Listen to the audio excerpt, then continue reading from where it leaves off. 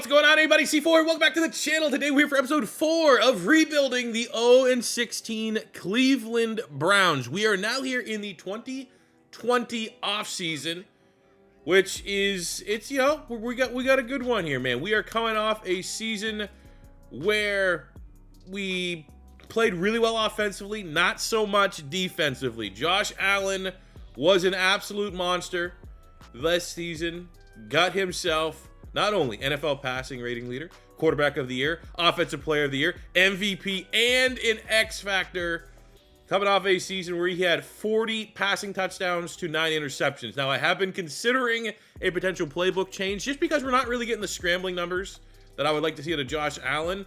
But given the fact that he's been able to operate within this offense and play at an MVP level, I don't think you can really justify saying we need more scrambling numbers to change the playbook, because he's throwing the football so well. We got James Conner in the backfield, Corey Coleman, A.J. Brown, and Josh Gordon make up our wide receiver room.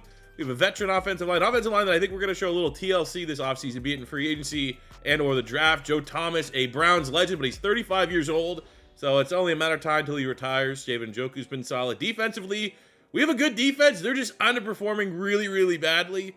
Ogunjobi, Danny Shelton, Myles Garrett. We have Darius Leonard as an X factor. Joe Schober, Christian Kirksey, Jabril Peppers has been awesome. Denzel Ward has been awesome. We got bamboozled with Max Crosby.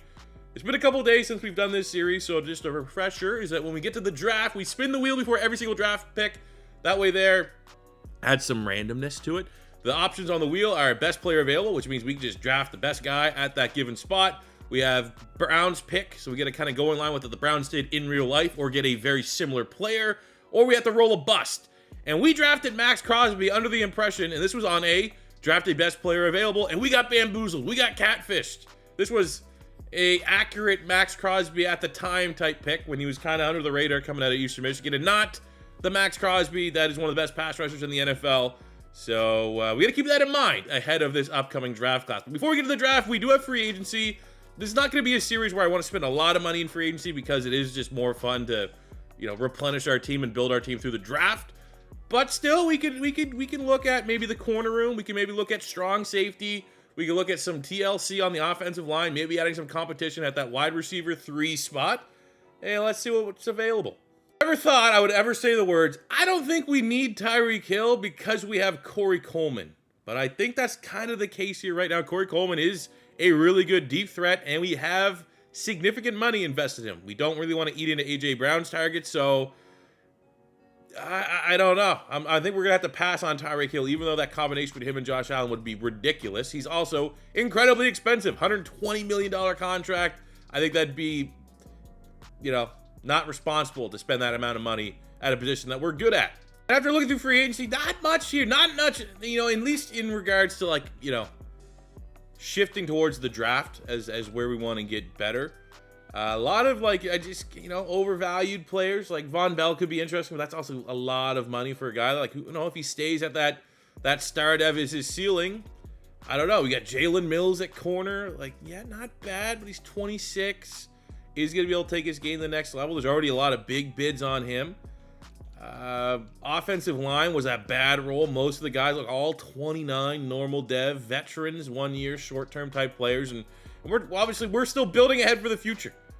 So I do think at this price point we're gonna have to pass on the Tyreek Hills. Gonna have to pass Sean Payne to bring Derek freaking Henry in here. Don't need him. James Conner was awesome last year, and we're gonna shift all of our attention to the 2020 draft in terms of being able to improve the Browns. But we do have a little bit of business here to pick up the 5th-year option on David Njoku, who's almost a 90 overall rating and has definitely developed into a really nice tight end. I do wish, however, that his production in the sim would match his rating overall, as he's been solid, but I think he's leaving a little meat on the bone in terms of production. A quick refresher of what the Browns actually did in the 2020 draft. Wasn't a bad draft class, wasn't the best, but also they got some good players. Jedrick Wills had some ups and downs. I think generally speaking, consensus on Jedrick Wills, solid starting tackle in the NFL. We have Grant Delpit, who I think he's a player that struggled with injuries, and he kind of came in at LSU, struggled with injuries, but I still think there's some upside there for sure. And I believe the Browns are expecting him to continue to take a next step. He has 5 picks in his career. They got Jordan Elliott in the 3rd round. He's kind of just been a guy, not really a great pick. You got Jacob Phillips in the 3rd round out of LSU. Also kind of just been a guy for the most part. Depth. Harrison Bryant was the Mackey winner. He was a top tight end in college that year. He is currently, you know, also just depth. He has 700 yards in a couple seasons. Nothing too spectacular. Nick Harris is a depth center. Maybe the best value pick was DPJ, getting Donovan Peoples-Jones out of Michigan in the 6th round. He might be the wide receiver 2. You'd probably fair to assume after Amari Cooper. In real life, this upcoming season for the Browns, he's sitting on over 100 catches, 1,700 yards, 8 touchdowns in a couple seasons. So he saw, that's like one of those roles. Like you're looking at like, what players would I be content with if we roll, you know, we have to pick what the Browns did. Definitely you feel pretty good about DPJ, and I think Delpit would be solid, and Jedrick Wills would be solid. But let's get in the draft, let's hit the wheel, and see how this 2020 draft is going to break down for the Cleveland Browns. Isaiah Simmons just going off the board here to the New England Patriots. We are on the clock at pick 14 in the 2020 draft. All right, we've yet to roll, I'm going to jinx it, we've yet to roll bust as our first pick, and that is, I mean, we were due. Oh, no! No! No! No! All right, 2nd round. After making the worst pick, that was so painful. No! At this point, we need a tackle. We're gonna grab Josh Jones, who's been like a depth tackle for the Cardinals. Let's start rolling some blues here. Let's get some BPAs, please, please. Do I need to do to get a blue, man? Come on, this looks good. All right, BPA, please have someone cheesy available.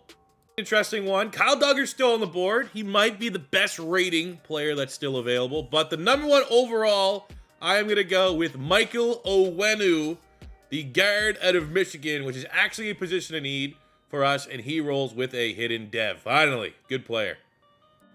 Now up in the 4th round, pick 14. Great. What's another bust? Who cares? A little bit of a twofer here. We needed a center. Nick Harris has not, I don't even think he's ever started. Maybe started 1 or 2 games. So I think this guy fills both the needs of a bust pick and a Browns pick. A nice little twofer. Now into the 5th round at pick 15. We rolled in real life pick. Very close. 5th round, they went Nick Harris. So given the players that are available, why not? Why not? You know, I actually, you know what? I feel like that's too greasy. I said I gotta get a like-minded player. So we should at least get if the 5th round pick was a lineman, we should still draft a lineman. I do need guards.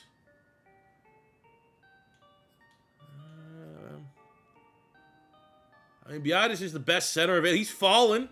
Screw it. We'll grab the center. We'll grab a center with the same honesty that the Browns thought they were drafting the best center available. We're going to do the same. Round 6, pick 14. And the Cleveland Browns get to pick BPA. Could be DPJ time.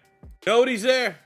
I get the could be fun thing trying to make Jalen Reagor a guy, but let's also get good players. And for our final pick in the draft, in the 7th round, we are picking, hey, why not finish it out with another bust? Just because I need depth at safety, we're going to go with Graylin Arnold out of Baylor. So definitely not our best draft. The fact that we rolled not good rolls for our first 3 picks is going to do so. Getting this piece of shit on our squad is not cool. At least, you know what, I appreciate the fact that they did put his face scan in, because his face scan is probably available, and the person making this roster, the person making this mod was like, he's not worth the effort to put his face in. So I definitely respect that. Then we rolled round 2, another bust, Josh Jones, 66. 3rd round, we rolled pick what the Browns picked, which is Jordan Elliott, 64. And luckily, our BPA is definitely a hit here in Michael Onwenu, 74 hit in dev. That is going to be like our Kevin Zeitler replacement long-term at right guard. Harris 58. Oh my god. Well, DPJ and Michael Onwenu. That's cool. And Jalen fucking Reagor. Gross. I've been kind of waiting for the gameplay in today's episode because I would rather cash those in the playoffs. And we are tied for first in the division. So I think that's the gamble I'm going to be taking. Maybe there's a chance we don't make the playoffs. I mean, you know, we'll revisit week 60, week 6. Because I definitely want to, even if we're losing, I want to hop in and just see where Josh Allen's at talent-wise. But coming out of our week 6 bye, going into week 7, actually a huge game here against Baltimore Ravens. We are in a competitive position. Let's look at our contracts. We have, I'm pretty sure, a decent amount of salary cap, but a decent amount of players looking for contract extensions. And obviously, I think we just start at the top here. We have Myles Garrett. We got a lot of salary cap, which is awesome. Let's give Myles Garrett 5-year, $100 million deal. Want to lock him in forever. Honestly, we have Jabril Peppers, who's been awesome. We'll give him a 5-year, 56. He takes that. We have James Conner, who's also been pretty awesome. And I think keeping it until he's 29 is a perfect contract. Don't have to really worry about any regression there. Zane Gonzalez has been an awesome kicker for us. I think we give him a 4-year deal, so we don't have to worry about that kicking position spot. Have that set and forget.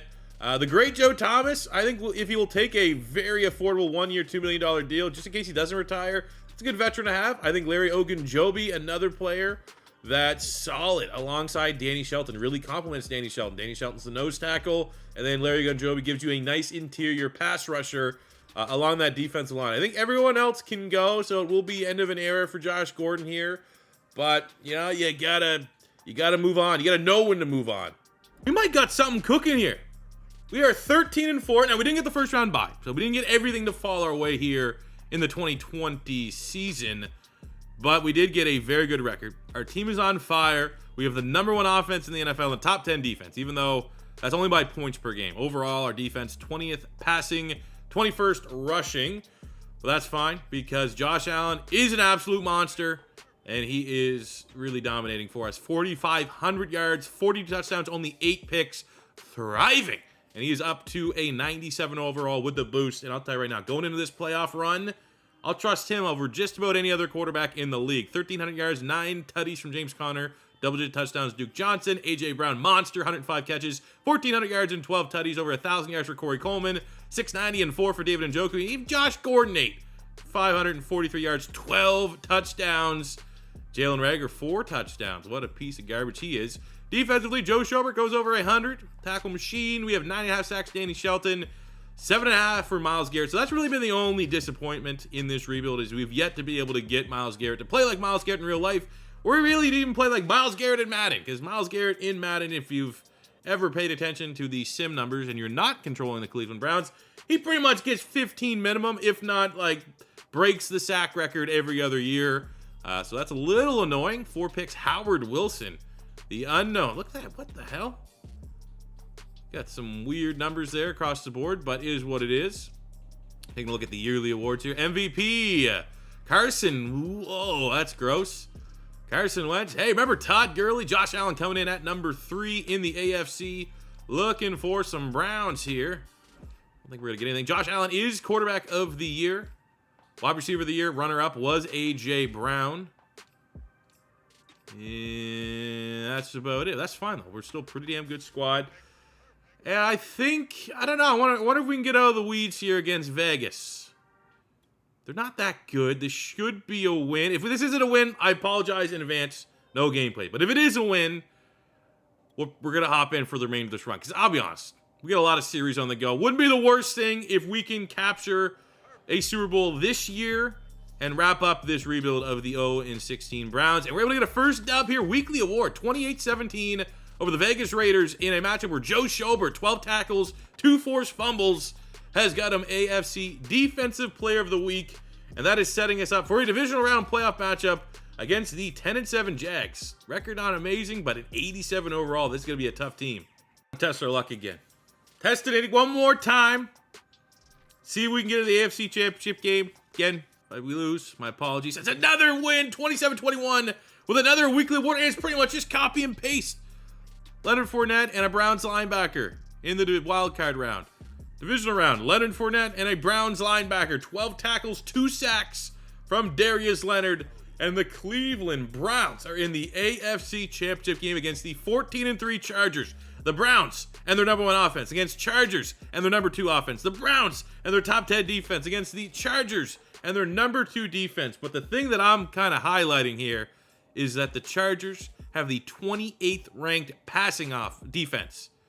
We are going to absolutely throw the football all over him as we hop on the sticks here and see if we can get the Browns in the Super Bowl here in 2020. We also have a breakout scenario going in. I don't think I've ever seen a breakout scenario this late, but it is for Max Crosby trying to become the Max Crosby that we know and love. A chance to get a star dev here if the defense or he balls out against the Chargers. Let's hop in, play the moments, and get this dub and move on to the Super Bowl. Oh, they got Phillip Rivers, a little quick tail of the tape. Phillip Rivers, they got Denzel Perryman at linebacker. Massive advantage going towards Joe Schobert. Massive advantage. Jabril Peppers here over Trey Boston. I don't see how we lose, honestly. If I'm going to be completely honest, I don't see it. And the Chargers aren't ridiculously overpowered. Opening drive, we do get the points. Chargers equalize. We'd love to come in here. Oh, we get a fresh red zone. This is more so just because I want to hop in than it is I don't believe my team could to get the job done. We'll go FL drive. We got Brown, Corey Coleman, David Njoku. We're going to put James Conner in pass pro. Don't really need him fading out the backfield. And there's just no one running with A.J. Brown. You get put on a linebacker. That is the advantage of having my best wide receiver be a slot wide receiver. You're not playing on like all Madden adjusted sliders. It's just your matchups. Just take advantage of your matchups. Tried, tested, and true. Got a third down here. Why not? 3rd and inches. We got Duke Johnson in the backfield. Corey Coleman on the slant. That's a lot of speed to utilize on that slant, especially if he gets matched up with the linebacker, which he does. Runs away. Tackled down to the 1. And you know what? Let's give James Conner a little bit of shine. He's been really, really nice for us in this rebuild.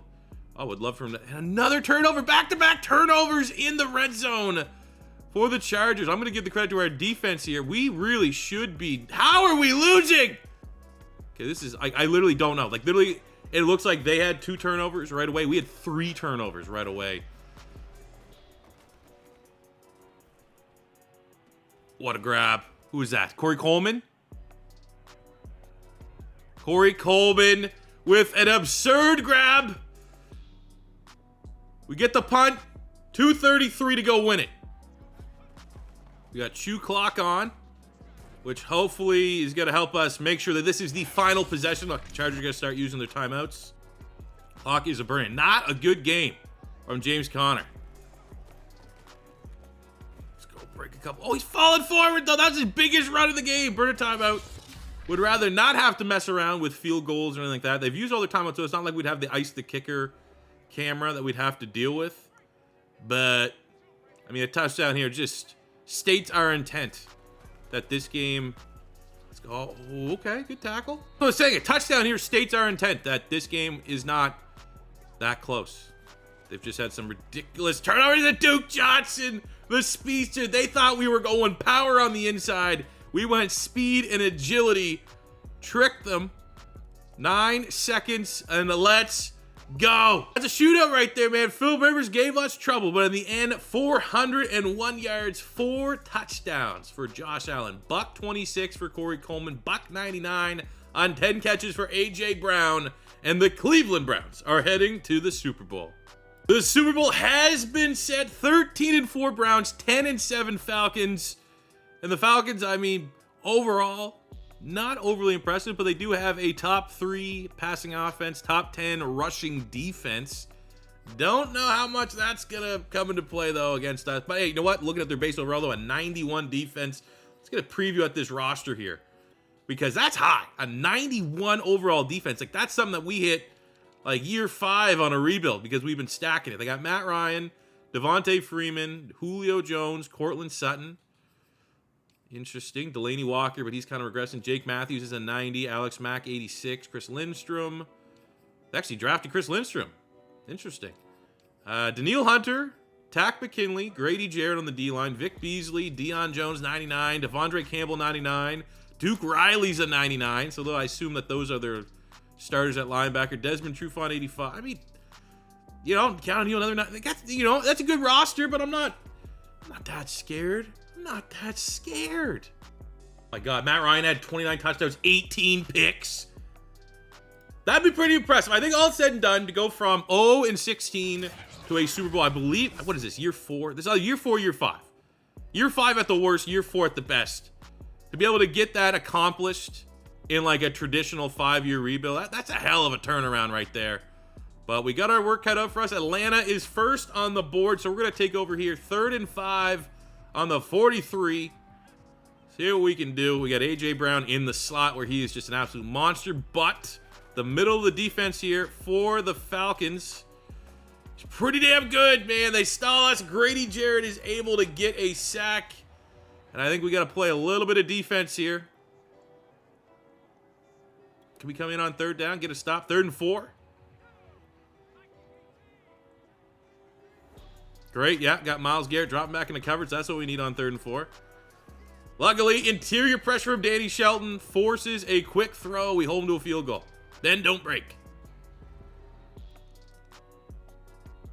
And the Browns go down the field, get their first touchdown of the game. Atlanta equalizes. 2-minute drill. Let's get a tutty here before half. Josh Allen with 99 throw power. Hits it. A.J. Brown, Cooks, Frazier, whoever that is. I'm going to guess that's a guy that's first number in his rating starts with a 6. What a throw by Josh Allen. 60 freaking air yards. And one of the best wide receivers since he's been drafted. And we have another opportunity. Remember, P.A. Crossers was the play. Was P.A. Crossers in 22 or 21? Either way, on the 36, in field goal range to, at worst, hopefully tie it. Let's see what we can get. Let's go A.J. Brown. When in doubt, that's not good. That's almost picked. 2 chances. 3 chances, honestly, because I think A.J. Brown's hands got on that first. Can we make the 53-yarder? Which he does. Zane Gonzalez. What a boot. Opening kickoff of the second half starts with the Atlanta Falcons. They go down the field, get stopped. Red zone drive here. 3rd down and 2. We'll bring in James Conner. Power back. Our offensive line still is, it's not elite, but it's good enough that we can get a couple yards when we need it. Another 3rd down. I almost want to I don't want to get a touchdown, but I want to help them keep going. I'd love the sim to get me the touchdown here. 3rd and 5. We got Josh Gordon in the slot, but he's lined up against one of the better Falcon players. So we are going to go to Cam. Oh, let's go! Multiple tackles. It's got to be, what, 4th and inches? 4th and 1. I think I know the perfect play call here. I think I know. Hopefully it's in the book. Can't see it not being. We got a 6'5" monster at quarterback. If he can't get me 1 yard, look at that. Touchdown, bro. We missed the extra point. Are you kidding me? Kicker makes a 50-some yarder, misses the extra. What is he, Jake Elliott? In the Super Bowl. 3rd and 9. We're going to scramble.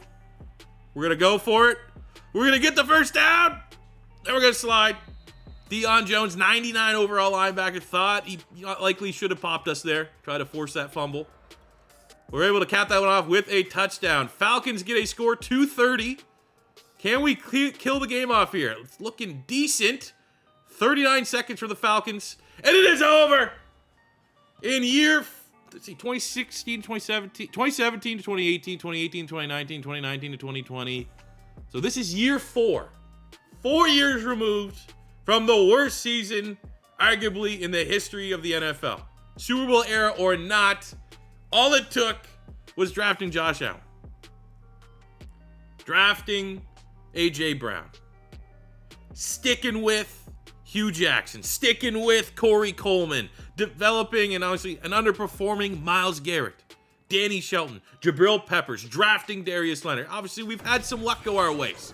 But it's not like we just cherry-picked the best players. We had to put our fate in the luck of the spin the wheel during the draft.